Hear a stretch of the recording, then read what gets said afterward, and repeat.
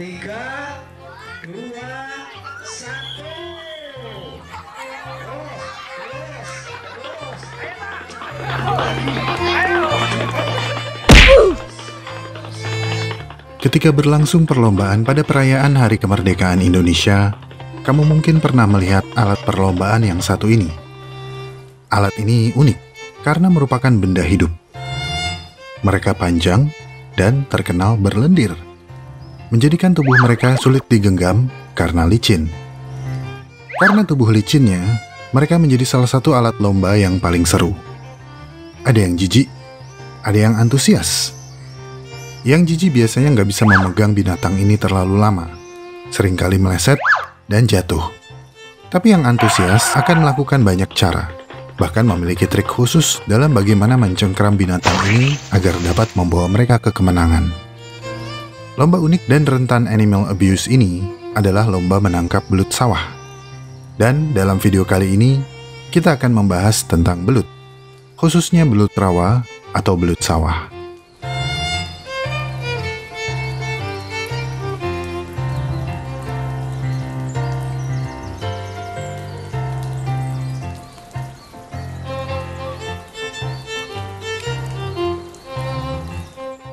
Bicara tentang belut, mungkin banyak yang penasaran tentang binatang ini.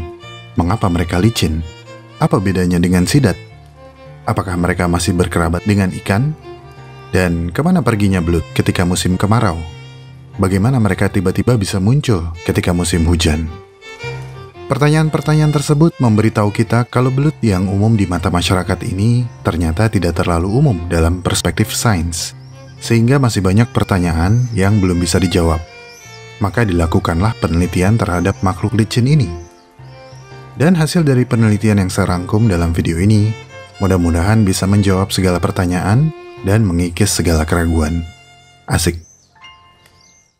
Tapi sebelum kita lanjut, saya ingin berterima kasih kepada teman-teman yang telah support Alam Semenit lewat donasi di Saweria. Indobot Academy IoT, Ori Sayang Nisa, Kaira Leticia, Landak Mini, Lady Cobra, Panangian School of Property, Sekolah Properti nomor 1 Indonesia, Let's Go Check Panangianschool.com, Gans Gami, I Love You Fikri dari Via, Ogik Art Teges Kanginan, Blackfire 6, Wiwin jadi server bulan ini, 1312 Scum, Akap Bagong, Lisa Wibowo, Wahyu Wibowo, Kamaboko Gunpachiro, Arsiena Istri Yuta, Piu Piu Piu, Donald Kram, Ayangnya Naning Wulan, Overdosis, Hashtag Pray for Kanjuruhan, Fakhira F. Akbar, Daihan D. Akbar, Fadila D. Akbar, Daiki F. Akbar, Agatan Isaac, Ongki Uli, Klinik Handphone Pedan Klaten, Buchan Truski, Arnold Swardiningrat, Cikia _ Ricky Master Prayoga, Haduh Darus Darus, Kentucky Above All, titip salam buat Safna Trivania, Kasa dulu, landing kemudian, Boslam, Ipul Cinta Emi, Ipul Sayang Emi, Ipul Trisno Emi, W3, Chandra Saleh dan Juragan Muntois, Istri Sah Kang Taehyun, Sabriana Aku Sayang Kamu, Beli Baju di Buronanmu, I Love You Fikri Baka, by Via, Putra Dasuha, dan instansi istimewa Bikin Kecua.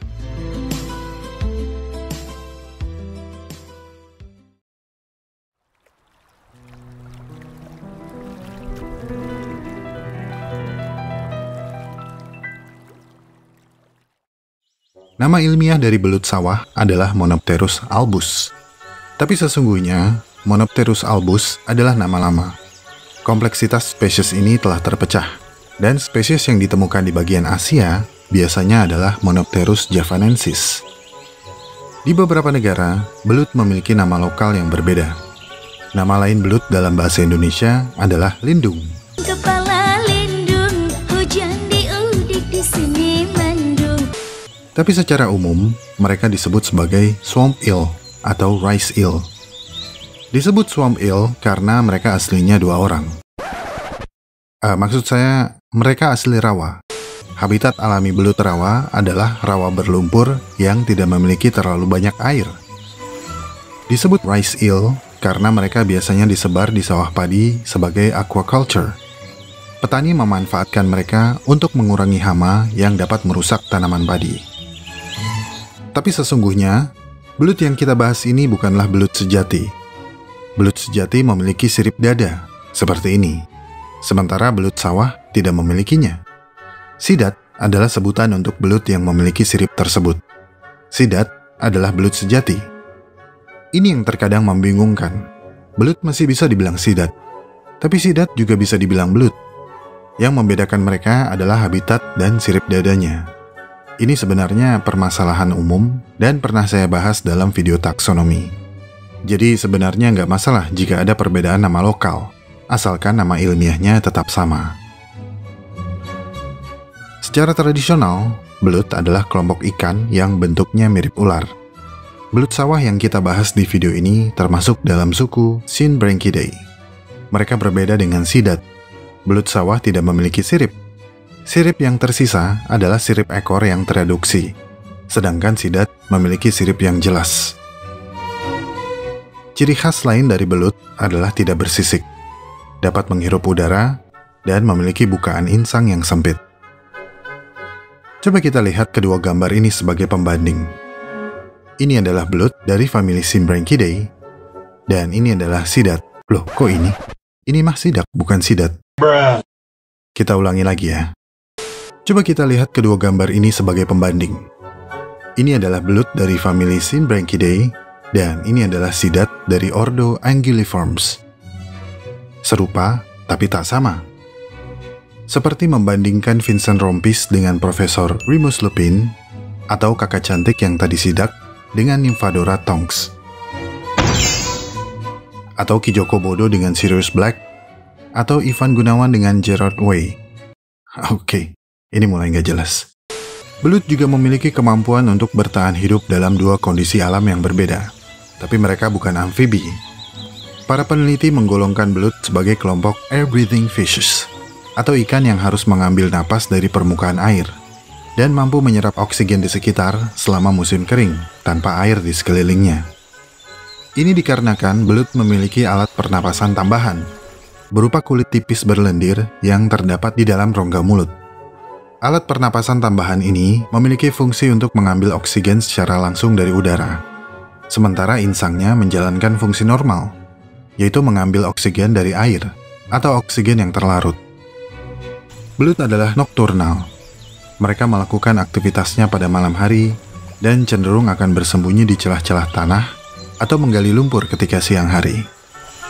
Mereka hidup di perairan dangkal dan berlumpur, di tepian sungai, kanal irigasi, serta danau dengan kedalaman kurang dari 3 meter. Dalam habitat aslinya, belut hidup pada media lumpur, dengan kandungan lumpur sekitar 80% dan air sekitar 20%. Belut adalah karnivora. Mereka akan mencoba memakan apa saja yang lewat di depan mereka. Mangsa favorit mereka adalah katak kecil, telur keong, ikan kecil, udang kecil, dan berudu. Untuk menangkap mangsa-mangsa ini, mulut mereka dilengkapi dengan gigi yang walaupun kecil, tapi lumayan tajam. Meskipun mereka tidak agresif, belut akan menggigit jika terganggu. Gigitannya lumayan sakit, meski nggak berdarah, membuat banyak orang penasaran. Apa rasanya jika digigit oleh belut rawa yang berukuran besar? Karena pola makannya yang ganas, belut bisa menjadi invasif jika dilepas di dalam area yang tidak terpantau. Populasi mereka bisa melonjak dengan cepat dan mengancam keanekaragaman hayati di habitat tersebut. Memakan organisme yang lebih kecil, membabat habis anak-anak ikan, amfibi, dan organisme kecil lainnya.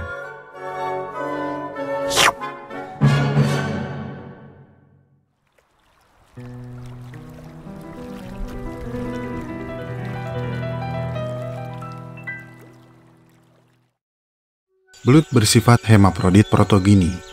Artinya, ikan ini akan mengalami perubahan jenis kelamin seiring pertumbuhannya. Pada saat baru menetas, mereka adalah betina, kemudian berubah menjadi jantan ketika dewasa. Belut akan mengalami perubahan jenis kelamin pada panjang tubuh yang bervariasi, yang biasanya terjadi ketika mereka mencapai panjang 20,8 cm. Mereka melakukan ini untuk menyeimbangkan rasio dalam populasi. Jika dibandingkan secara morfologi, belut betina memiliki punggung berwarna coklat kehitaman. Perutnya cenderung putih kekuningan. Kepalanya lebih kecil dan ekornya lebih panjang dengan ujung yang lebih lancip. Sedangkan belut jantan memiliki punggung yang berwarna coklat kehijauan, perut kuning kecoklatan, kepala yang lebih besar, dan ekor yang lebih pendek dengan ujung yang tumpul. Setelah kawin, belut jantan akan menggali sarang dan belut betina akan bertelur di atas sarangnya, mengambang bebas di permukaan air yang dangkal. Betina akan bertelur hingga sebanyak 1000 butir.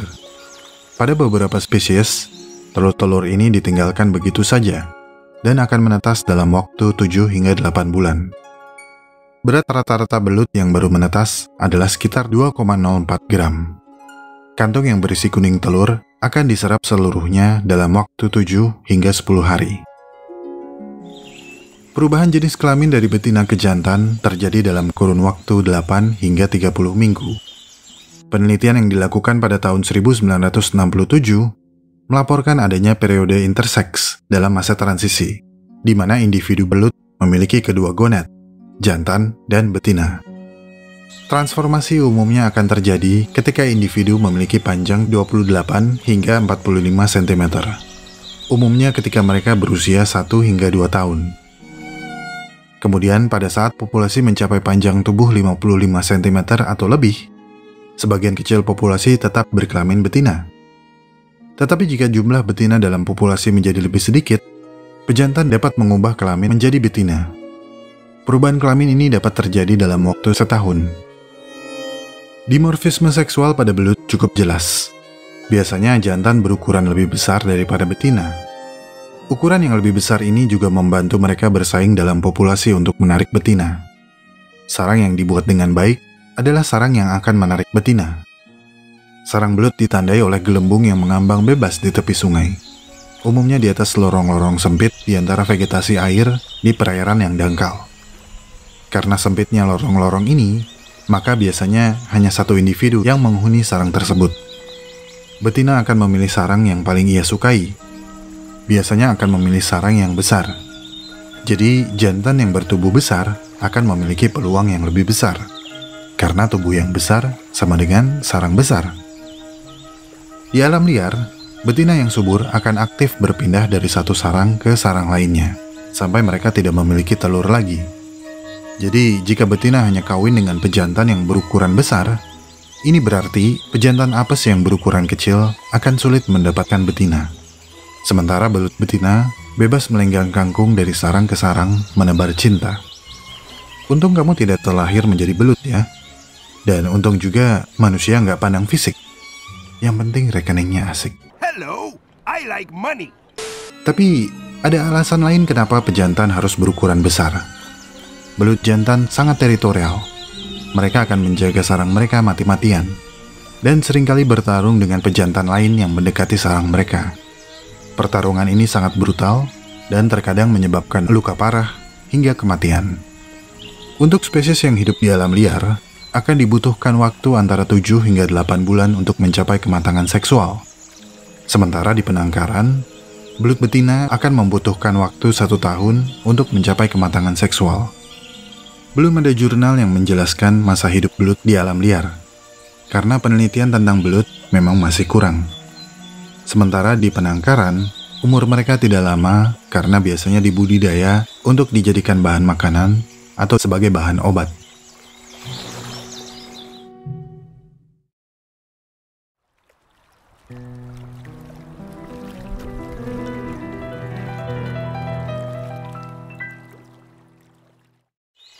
Oke, ini yang sering ditanyakan oleh banyak orang.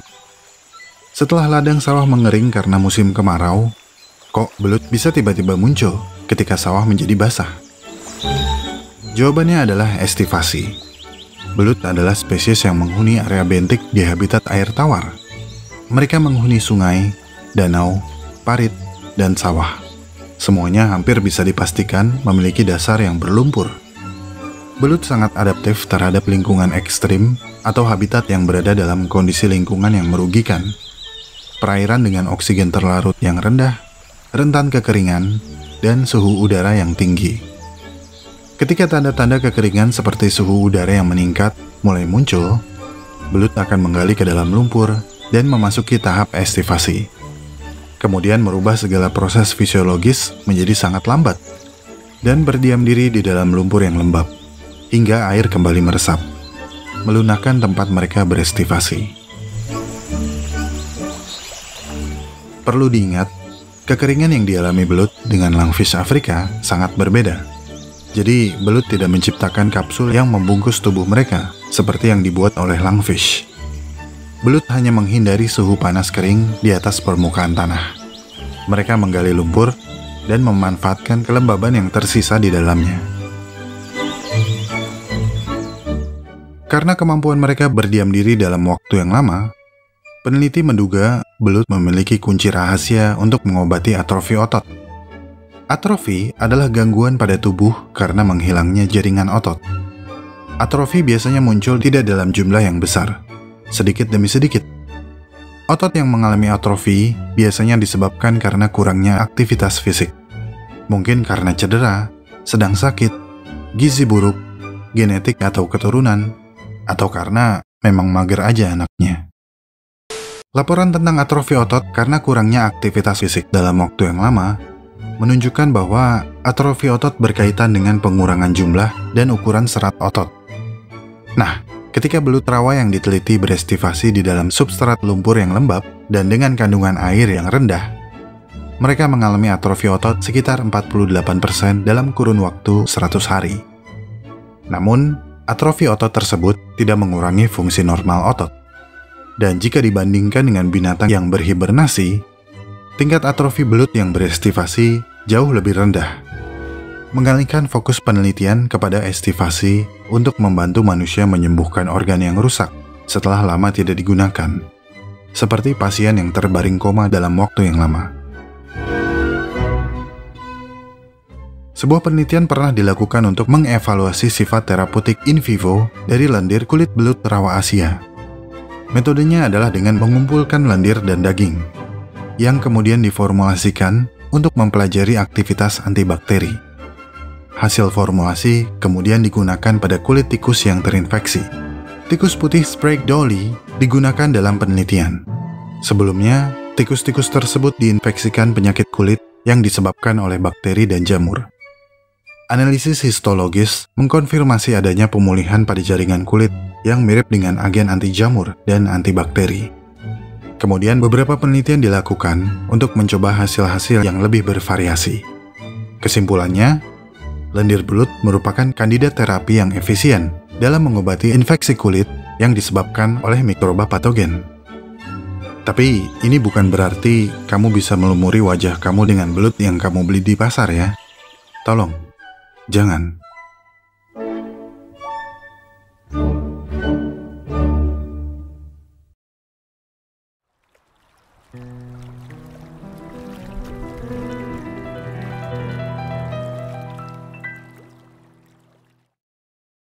Belut sawah adalah jenis ikan karnivora yang membutuhkan protein cukup tinggi dalam pertumbuhannya. Di habitat alaminya, benih belut memakan jasad renik seperti zooplankton. Sedangkan belut dewasanya memangsa larva serangga, cacing, siput, berudu, atau ikan berukuran kecil. Oleh karena itu, para petani beras biasanya memanfaatkan belut dengan menyebarkan bibit belut yang akan bertindak sebagai pembasmi hama organik yang dapat mengontrol populasi hama yang merugikan bagi tanaman mereka. Tapi selain menjadi pengontrol hama, belut yang membantu mereka menjaga tanaman padi tersebut juga akan dimakan. Karena apa sih yang gak kita makan? Di seluruh dunia, khususnya di negara tropis, belut adalah komoditas pangan yang umum. Mereka biasanya dipancing dengan mudah di sawah, dijerat menggunakan kawat, digali pakai tangan buat yang gak sabaran,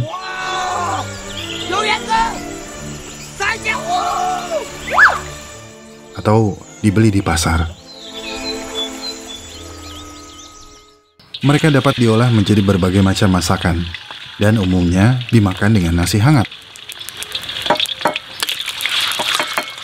Saya pribadi lumayan suka sama belut kering. Rasanya mirip lele gitu. Kayak ada rasa lumpur-lumpurnya. Tapi kalau ditanya lebih suka lele atau belut, saya lebih pilih belut. Meskipun dagingnya lebih keras daripada lele, at least belut nggak makan. Belut juga merupakan salah satu jenis ikan air tawar yang sering dibudidayakan. Mereka adalah salah satu komoditas perikanan yang relatif mudah ditemui di pasar, baik pasar tradisional maupun pasar modern. Rasanya gurih, Dengan kandungan protein yang tinggi, bahkan hingga saat ini, belut adalah komoditi yang bernilai ekonomis penting. Dan sudah banyak pelaku agribisnis yang mengekspor belut ke seluruh dunia karena permintaannya yang cukup tinggi. Dilihat dari komposisi gizinya, belut memiliki nilai energi yang cukup tinggi, yaitu sekitar 303 kilokalori per 100 gram daging. Nilai ini lebih tinggi dibanding telur yang hanya sekitar 162 kilokalori per 100 gram. Bahkan lebih tinggi dari daging sapi yang sekitar 207 kilokalori per 100 gram. Jadi, belut adalah sumber energi yang sangat baik.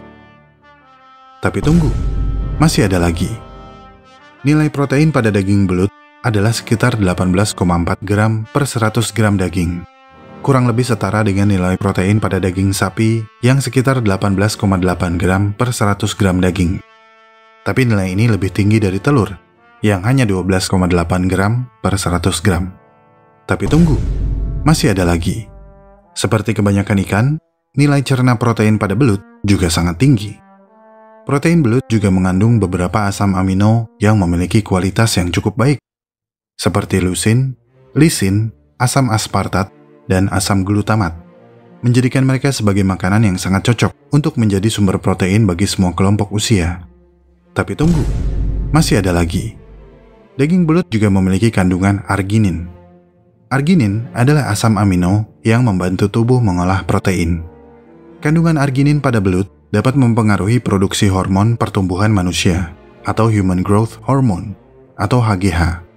HGH ini akan membantu meningkatkan kesehatan otot dan mengurangi penumpukan lemak di tubuh.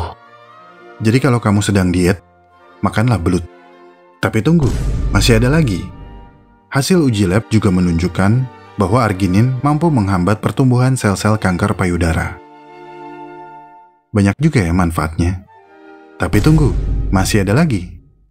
Belut juga kaya akan zat besi, sekitar 20 mg per 100 gram, yang juga jauh lebih tinggi dibandingkan pada telur dan daging, yang hanya 2,8 mg per 100 gram. Jika kamu mengkonsumsi 125 gram daging belut setiap hari, maka kebutuhan zat besi harian kamu akan terpenuhi. Manusia butuh sedikitnya 8 hingga 25 mg zat besi per hari. Zat besi sangat diperlukan tubuh untuk mencegah anemia, yang membuat kamu mudah letih, lemah, dan lesu. Kekurangan zat besi akan menurunkan imunitas tubuh, membuat kamu mudah sakit, dan menurunkan kemampuan regenerasi, membuat proses penyembuhan menjadi melambat. Jadi, ketika kamu sedang terluka, dikecewakan, diperlakukan tidak adil, hingga sedih dan sakit hati, makanlah belut. Niscaya sembuhlah semua luka yang ada.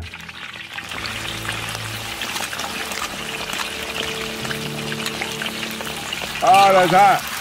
That's hot.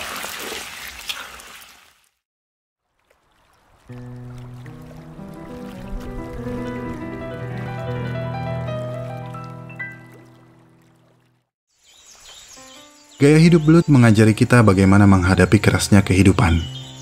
Tubuhnya yang luas, tanpa sisik, dan licin, seakan mengajari kita untuk menyesuaikan diri terhadap lingkungan di mana kita hidup. Menginspirasi kita agar dapat bergerak leluasa, menyusuri lika-liku jalan kehidupan, dan tidak mudah tertahan oleh hambatan. Semakin modern zaman berkembang, maka semakin banyak masalah yang dulunya nggak ada, tiba-tiba bermunculan. Kuncinya adalah memahami perkembangan zaman dan beradaptasi. Jika nggak suka dengan seseorang, nggak perlu buang tenaga untuk membenci, marah-marah, apalagi menghasut untuk ramai-ramai meng-cancel seseorang tersebut. Cukup blok dan cuek, maka hidup kamu akan lebih nyaman. Sebaliknya, jika banyak yang nggak suka dengan kamu, nggak perlu buang tenaga untuk marah balik, apalagi giveaway biar dikira baik. Cuek aja, nggak usah meladeni. Kemudian minta maaf dan klarifikasi. Licinlah seperti belut.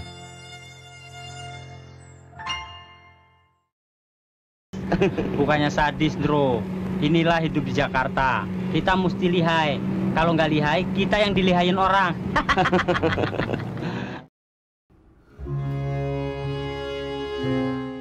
Terima kasih telah menonton sampai menit ini. Saya sangat-sangat menghargai segala support yang teman-teman berikan kepada Alam Semenit. Jika ingin tahu lebih banyak tentang subjek pembahasan dalam video ini, cek deskripsi video. Di sana teman-teman bisa menemukan segala jurnal, literatur, dan referensi saya dalam menyusun naskah. Kepada teman-teman yang baru subscribe, selamat bergabung. Semoga apa yang disajikan Alam Semenit bisa membawa manfaat bagi kita semua. Jika suka dengan pembahasan dari Alam Semenit, like video ini dan share. Karena like dan share dari kamu akan membantu perkembangan channel ini. Ikuti perkembangan semua hal yang aneh, menjijikan, dan indah yang mengundang rasa ingin tahu kita semua. Sampai jumpa di video selanjutnya.